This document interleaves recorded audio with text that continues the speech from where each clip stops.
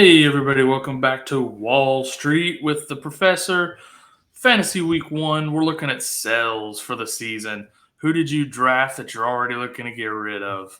All right, professor, hit us with numero uno. Well, I'm gonna start with kind of the low hanging fruit, and I think this is really a no brainer. I'm actually surprised he was kind of on my no draft list, but I was surprised to see guys taking him in some of those mid rounds, and that's Rhamondre Stevenson. Man, I am just petrified of this New England offense. If you've got Rhamondre Stevenson and you can package him with somebody to get an upgrade there, that's a move you have to try and make now because it's going to be a long season for this Patriots offense. And he's got a schedule that is not very running back friendly. They're rolling into the season with Jacoby Brissett. They've got a defensive head coach in Jared Mayo. Uh, Drake May, they're already talking about him maybe coming in and getting the nod somewhere in the early to mid part of the season, somewhere between week 5 and 8. So this is a guy that I'm trying to move. And here's the thing too, Kyle, and we'll kind of touch on this throughout the season. But I'm always evaluating the players on my roster, and this starts really at the draft with value.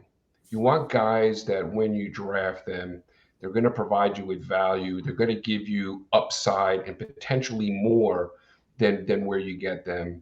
And I just don't see any real upside or value in Rhamondre Stevenson. I'd much rather get another running back who, kind of on the buy list of Jalen Warren, who, has some place to go, some upward movement. And I just don't see that at all with this New England offense, in particular, Rhamondre Stevenson. Yeah, I was getting Stevenson. I do have him in some leagues. I love Rhamondre Stevenson because he's also a Sooner, but that's the homer in me, not the fantasy expert in me, right? But I was getting him pretty late in some leagues to where he actually was a pretty good value. So a little bit of disagreement there, but you're the professor, so I digress. Who's I your guess number it does two depend on guy? where you get them. Does depend on where Yeah. you get them. But if you can flip them, package them up, I think get an upgrade, get somebody with some real upside. I'd do it. Okay, cool. Number two. Who's your next guy up or down? I guess. Number number two is a we're going all running backs in Ooh. the kind Okay. of in the sell episode here. I think number two for me is a guy who, almost like I talked about Devon Achane on the buy list, is for me a little bit of a polarizing type guy. Many When I listen to other analysts talk about him, many don't really know what to do with him. He's kind of almost like a forgotten about player, and that's DeAndre Swift. And DeAndre Swift was maybe going back to the 22 season, kind of high expectations, of course, going to Philly and now in Chicago. I don't see him factoring into this offense the way that you might want as a fantasy owner.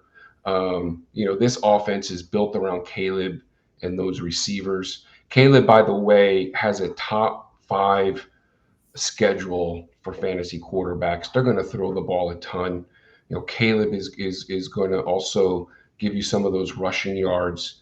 And for me, DeAndre Swift has kind of a neutral type schedule for fantasy running backs this year, but I don't trust that he's going to be a big enough part of this offense to give you that solid floor and the weekly upside. So he's another guy for me that I'm moving off of as quickly as I can if I own him. He's a player I don't have any stock in at all, just because he's in that no man land as far as running backs are concerned, and I just don't see the upside there with him. Yeah, he's another guy that fell a little bit later in a couple of drafts where I went ahead and scooped him, but it does make me nervous, not just the passing offense there now, but I just don't see them not including Khalil Herbert and Rashawn Johnson at all. So that also is a bit of a workload concern. Um, so then we got last but certainly not least, your Not last a guy total, down. not a total surprise. I'm kind of very, very much in touch with what fantasy has done historically and what players do from one year to the next. In this particular case, the player I'm talking about has just carried such a monster workload over the years. He's getting up there in age, and that's Derrick Henry. Touched the ball again last year almost 300 times, and just historically, running backs who touch the ball as much as Henry has have the wear and tear that Henry has. It's just a matter of time before they break down. And this again, if you look over history of what running backs have done coming off these high volume years, it's not been very good. He's gone into a team where I think they want to use him an awful lot, which does concern me. But you've also got a rushing quarterback. And so one of the things with Henry, because he doesn't really give you the receptions, he's more of a workload monster with the carries.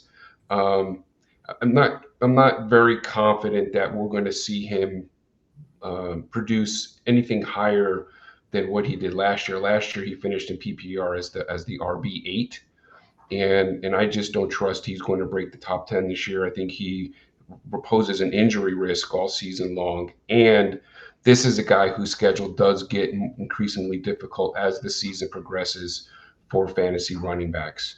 So he's a guy that I'm moving off of, and if I own, I'm trying to move him as best as I can. And he's still, there are a lot of guys who love Derrick Henry, who are very, very, um, kind of high on him going into this season. I'm not one of them. Derrick Henry is one of those guys. Like I stopped trying to guess years ago because like he's like that hero in the movie where the villain's like, oh, stories of your demise have been greatly exaggerated, right? Like every year we're calling for Derrick Henry to fall off the cliff, and the dude's superhuman. Eventually, it really will happen. But like you said, going in with Lamar Jackson, and then it's just his value. He was going so early in drafts that his value, his perceived value at least, is so high. Like you can get a pretty good load for him in a trade. So I'm with you on this one. I like the idea of trading Derrick Henry and getting somebody much younger, more spry, and will do your team a whole lot more good. So, Agreed. anyways, that's going to wrap up our 3 sells. Go out there, do some trades, win your league, and good luck.